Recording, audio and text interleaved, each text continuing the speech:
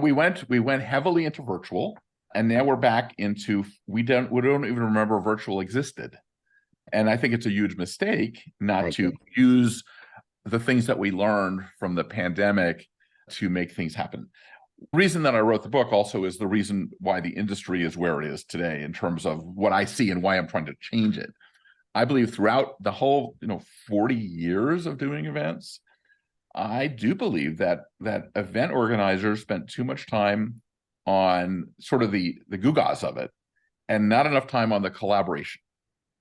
And that's why I believe that event organizers have to be collaboration artists in order to be taken seriously and in order to really be effective.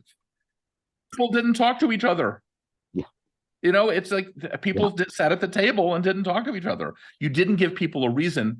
I call it harnessing serendipity, because that's what event organizers, they create this stage, but if no one talks to each other, they're wasting their time. So the old-fashioned icebreaker in some form, when you walk into a room and it's unbelievably interesting, it is a democratization moment that allows you to talk to someone else. What it does, it creates a temporary environment that says, oh my God, Robin, look at this.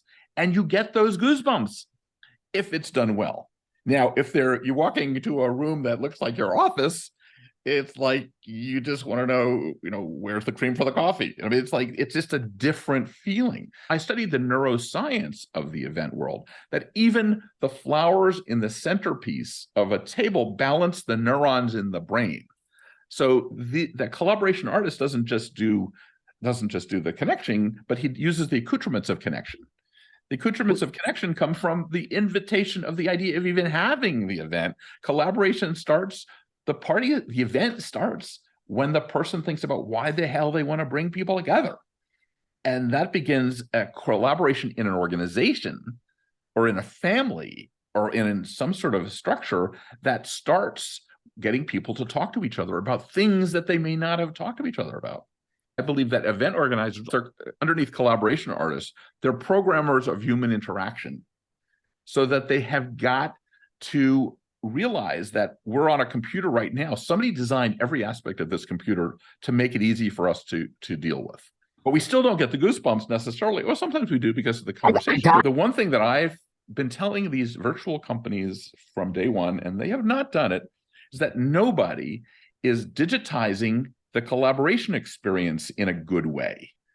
And they're thinking, oh, hand raising, oh, that's really going to get me going.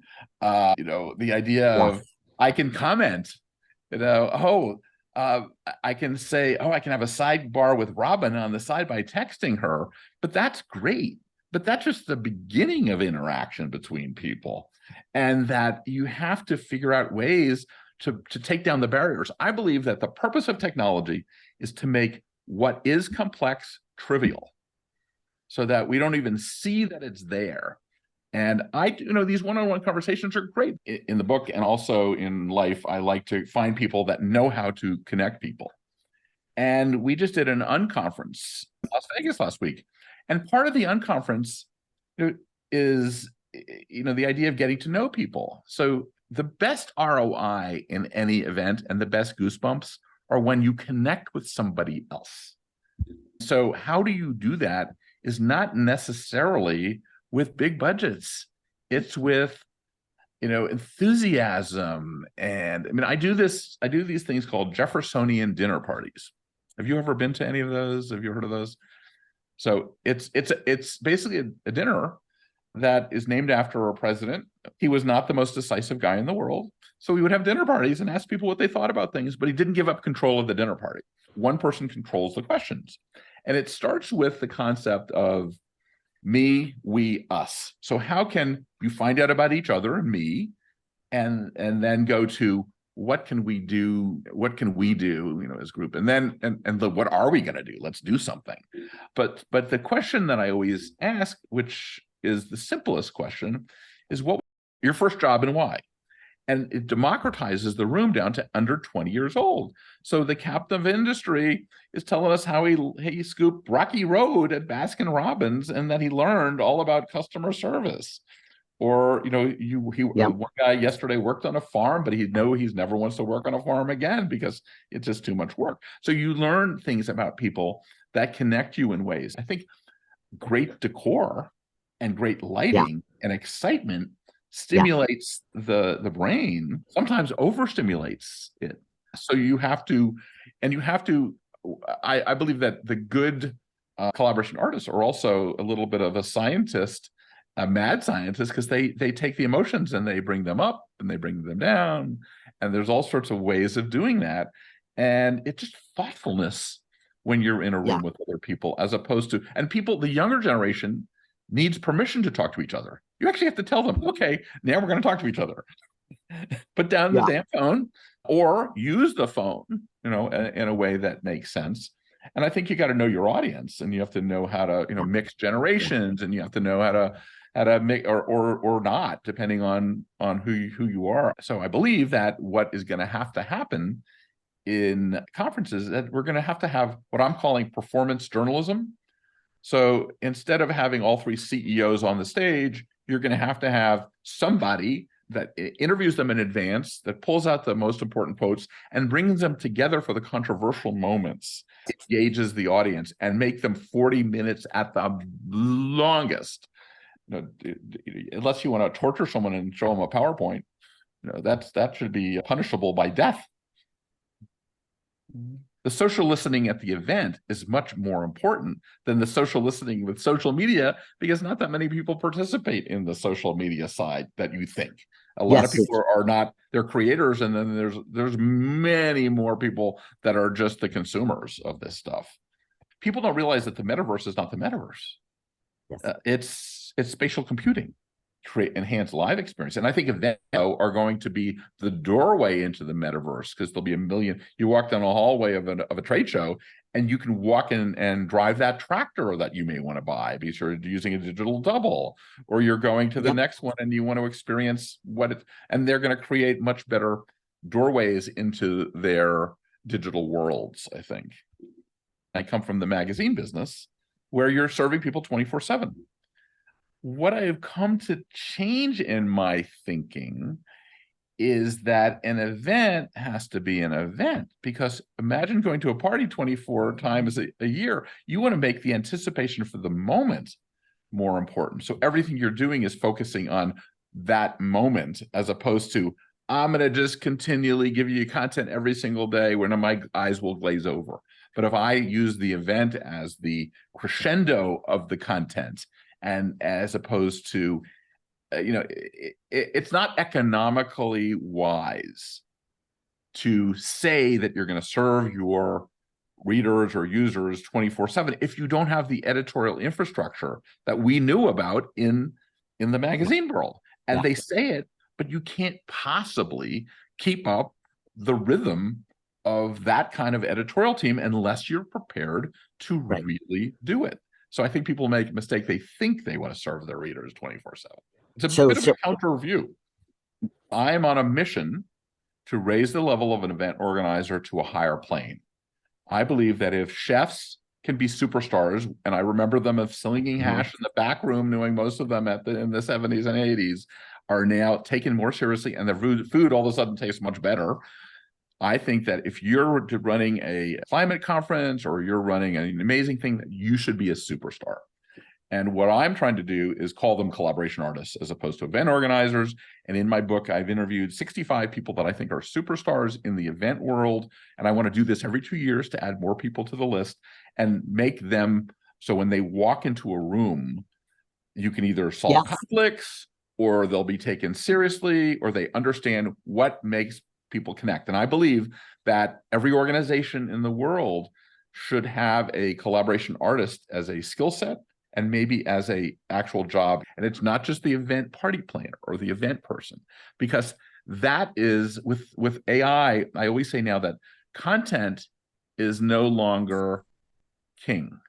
Contact is what is king, especially in the age of AI, when content is a commodity. And you can go on ChatGPT-4 and you can write an article in a minute and a half by telling people what you're thinking about.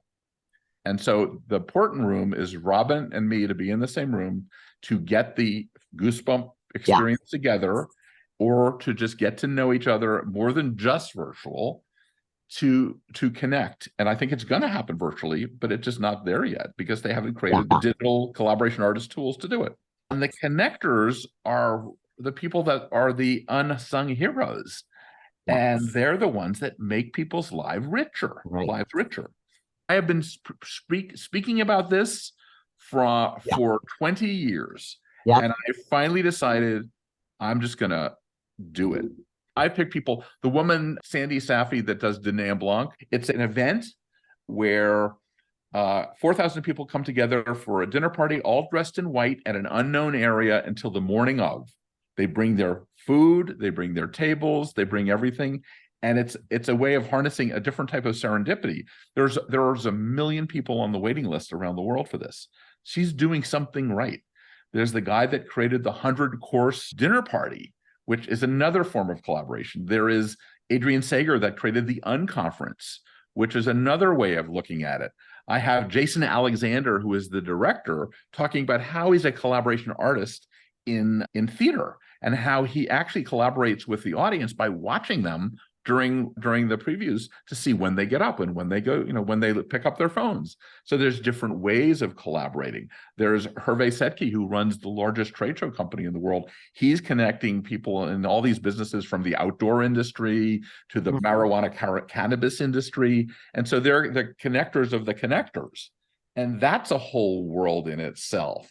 There's the event designers like the Brian Raffinellis and the David Starks and the Colin Cowies that are masters at connecting people through design and through and there's a guy that is an emotional matchmaker, that he knows how to use all the different emotions to create a room. And really what event organizers know how to do is not only read the room, but create the room. And that's what people don't realize, that everyone says, read the room, read the room. Well, we're in the business of creating what the room is. And then the serendipity effect is the fact that magic happens because there's a concept called social physics, how ideas flow. And ideas flow just like the way viruses flow. I mean, to me, it gives me goosebumps thinking about the power that we have, and that we're not just the party planners. Is it just thinking out of the They're box? all curiosity junkies. I think that's kind of the major. They're fascinated talking to people. They're fascinated by how people connect in any way possible. Many of them are introverts. And many people who are good collaboration artists had to solve the problems for themselves. That's why I use Goosebumps as my major sort of ROI. Recognition is still, no matter what, one of the most powerful things that you can help communicate. And I do also think leadership is the number one thing that people don't really take advantage of. And that as a magazine, especially, we learn that because a magazine takes leadership roles and it translates into business, but not directly, but it adds to what we call your social capital. And so the light went off for me that going to events is about intellectual capital, building your intellectual capital, your social capital, and that you're building it all up so that you can use it in other places. And that's an unbelievable ROI that people don't realize.